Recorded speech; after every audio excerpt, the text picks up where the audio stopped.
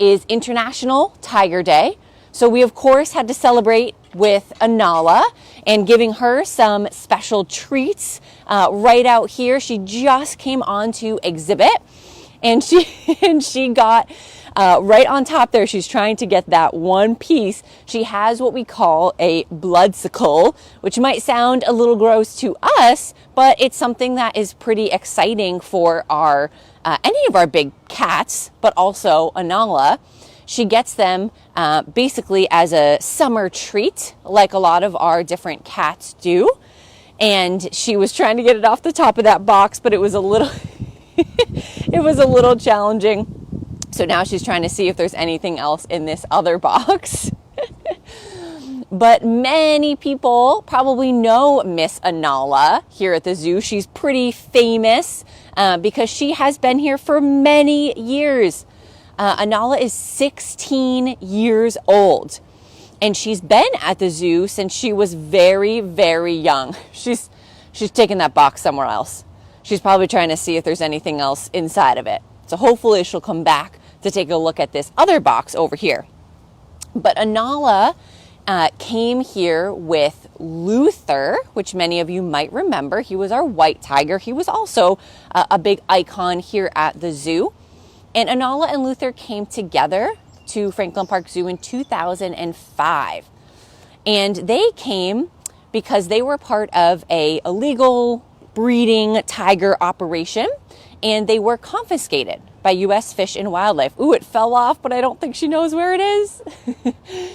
So they were confiscated because it was, you should not be having private tigers. And we thankfully were able to offer them a home at the time at Franklin Park Zoo. And they were very young, they were cubs. So I was not here at the time, but I've seen pictures of it, and they were adorable little cubs together. And they have been here for a very long time. So Luther passed away just a few years ago, but Anala is still here with us. And many people will ask us how we feel Anala feels about that. But tigers in their natural range are solitary, meaning that they would be on their own. So they were a little bit of an exception, just kind of like our lions are, where there are two of them that were together because they did grow up together and they got along well. But now that Luther's gone, it's hard for us to really say. I'm sure she probably did miss him when it first happened, but she seems to be doing very well here on her own at the zoo. So many of you might also be wondering, and this goes along with our theme today, is even on our signs here at the zoo, it just says tiger. It doesn't say a specific species of tiger because there are several. And that's because of what I just mentioned, is that they came from a breeding operation. So we don't exactly know what species she is. So we play it on the safe side. We know she's a tiger, of course, but we do not know exactly which species. So that's another reason why Anala would not be part of a species. Oh, she got a big piece of meat in there. If you guys can see it, it's in the grass, which might be tricky to see, but she got that box open and got that meat out. So maybe that's why she brought her other box to the side. She's saving some of that meat for later. But Anala would not be part of a breeding program here at the zoo because we really are unsure of her species. So we want to keep healthy genetic populations, and since we don't know what her species really is in her genetics, it would not be great for us to breed her. So she's giving us a pretty cool angle right now. Maybe when her head comes back up, you can see a really cool adaptation that these tigers have on the back of their ears. They have white spots.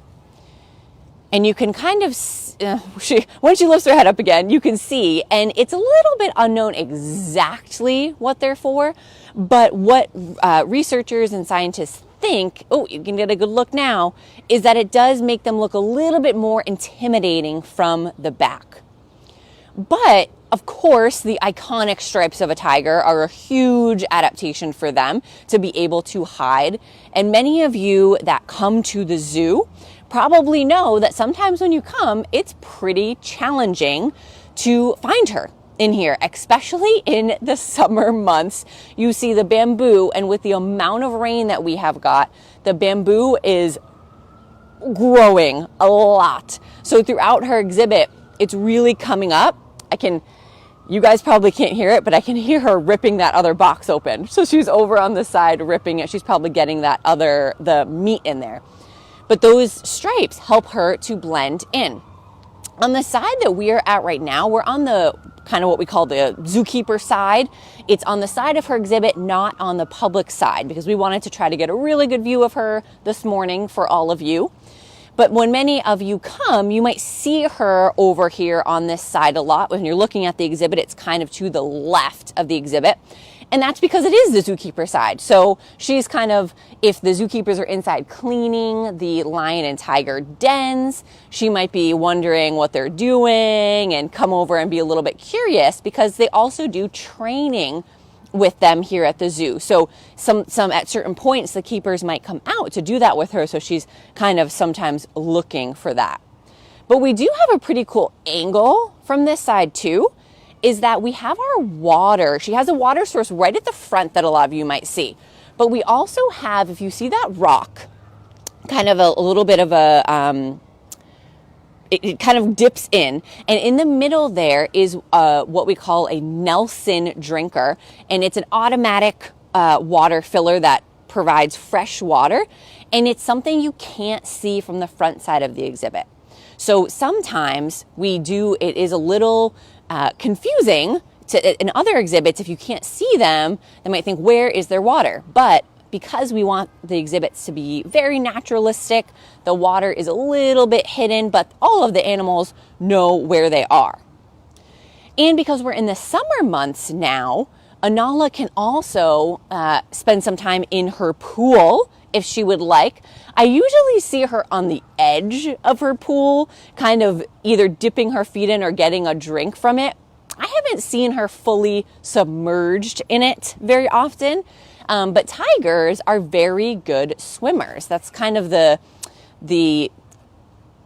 old myth that cats do not like water, but we do have a lot of wild cats that do, such as our tigers, and also jaguars at Stone Zoo or another cat. They have pretty similar adaptations to be able to swim and hunt in the water.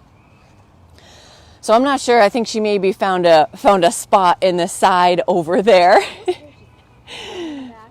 You coming back, Anala? Nope. So one thing that's also pretty cool about Anala, and maybe if she comes back, we can get a glimpse of it, but tigers also make a chuffing noise, which we typically associate with that they like something. And so a lot of times that seems to be a way that they'll communicate with their zookeepers.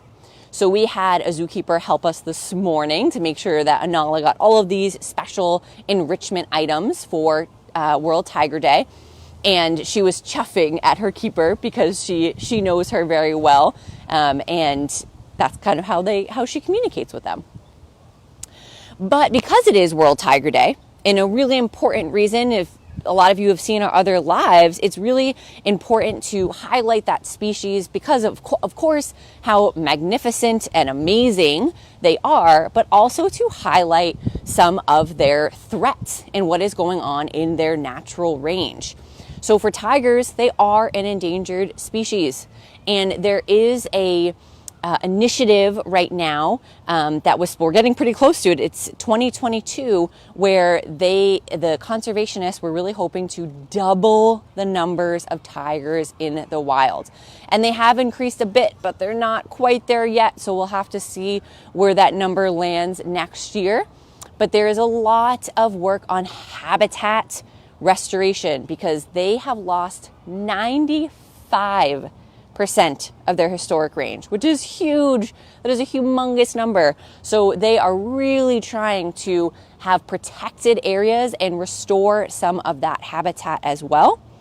One very interesting fact about tigers is there are more tigers in human care and private ownership than there are in the wild, which is the first time I heard that fact, I was shocked.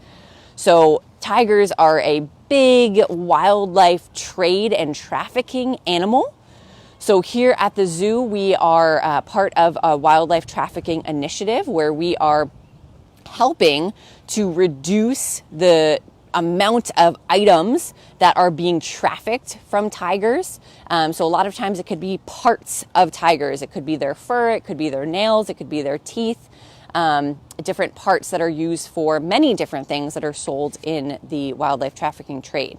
So that's a really big one, is making sure that you are not buying any sort of wildlife trafficked parts or items, because that came directly from a real tiger. And the last piece is also about palm oil, which you guys have probably heard from some of our other animals, is making sure that you are trying to buy sustainably sourced palm oil, so that it is reducing the risk of the amount of palm oil that needs to be harvested in areas like the habitat where tigers live. So it looks like Anala ditched us. She went over to the side. So she might be viewable. The zoo is open now, so she might be, you might be able to see her from the front. But she kind of left us over here on the side. She took that box and she went. But do we have any questions that came through, Rachel, before we wrap up on our Tiger Day? Do the keepers train with her a lot? Oh, that is a great question. The keepers do train with her. So we're actually at a spot, if we want to take a little bit of a closer look, we're at a spot here where the zookeepers can use, if you see, this is a kind of mesh here, and this is where the keepers can come and they can train her right up close. So she comes right over here and they're able to use a target pole and a clicker. And so if they want Anala to come right up to the fence and touch her nose, or if they want her to stand up like this, or even move to the side, you can see how if she comes to the side, her body can be against the mesh. And then that's where they could check anything they need to check, or they can give injections. And so they work really hard on that. So if a vet needs to come down here, she is able to do all of those behaviors that she's worked on, so they could check anything that they need to check on her. So the training piece is really important. And this is the side that they usually do that from. So if one of her zookeepers came out right now and she knew she was training and getting some treats, she would be right here. But one question that we get a lot that people are probably asking about is how much she weighs. So I asked the zookeeper this morning to get the most accurate weight, and her last weight was 305 pounds. So tigers are the largest cat, believe it or not, even over lions. They are the next one, and the heaviest, because tigers have more muscle than the lions, because as many of you probably know, you see Janari and Kamea lounging a lot here. So lions in their natural range do a lot of resting, where our tigers have a little bit more muscle mass to be able to hunt and catch their prey. And then the last question a lot of people really want to know is how much food she gets. She's 305 pounds, so how much food do we give her? And she does get 6 pounds of meat a day. So that's a hefty amount of meat for her. And she also gets, depending on the training day, sometimes she gets extra treats and different things right here at the training spot, so that it's a really special thing for her. So I think we're about to wrap up, but just one more question, and we Yeah. can touch on this a little bit. Okay. With all the habitat loss, can you remind us how conservationist folks are working to increase the tiger numbers with the trafficking and palm oil? Yes. So the question was how conservationists are helping the tigers in their natural range. And a big part of that is actually researching them and understanding where they are and what they're doing. And so what's the best way that we can help and work with local people that live in that area to make sure that they can coexist and co-live together. But the biggest thing is protecting those habitats. Since they lost 95% of their historic range, then we need to be able to protect what is left and hopefully expand upon it so they have more habitat to be able to expand into. So that is one of the biggest things, but also trying to reduce the amount of palm oil harvesting that is happening, and also poaching or hunting, reducing the amount of poaching or hunting that's happening for typically the wildlife trade and also wildlife pet trade. So just taking tigers from the wild to come and have them as either breeding or pets. And that's exactly how we got Anala. So trying to reduce that as well and creating laws to really make that very challenging so that it happens less and less. Awesome. Well, thank you guys so much for joining us. We got a glimpse of Anala. This is what I like to call typical Anala. She came, she showed us her beautiful self, and she is off now, doing her own thing. So when you come, it looks like she's on the left side of her exhibit. So hopefully you can see her, and it's a little cooler today, so she might not go in the water, but she'll probably be up, hopefully, by the front walking around. So thank you for joining us for International World Tiger Day, and hopefully we'll see some of you either at the zoo today or other days, so you can come and see Anala and help us support tiger conservation. Bye.